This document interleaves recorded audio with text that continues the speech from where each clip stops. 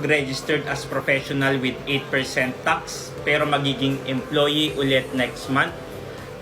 Depende sa magiging situation mo. Kung tuloy pa rin naman yung mga freelancing services mo or yung mga freelancing gig mo, tuloy lang siya, bali magiging mixed income earner ka na. My name is George. I'm a freelancer's tax advisor at GA Consulting. What we do is we are empowering online freelancers through simple and stress-free tax compliance.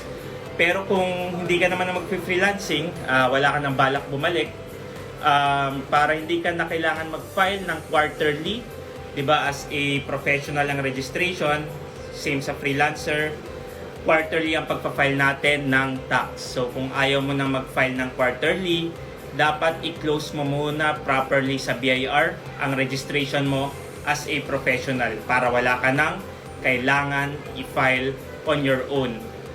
Balik sa employee, si employer mo na ulit ang may responsibility sa pagkaltas at pag-remit ng tax mo.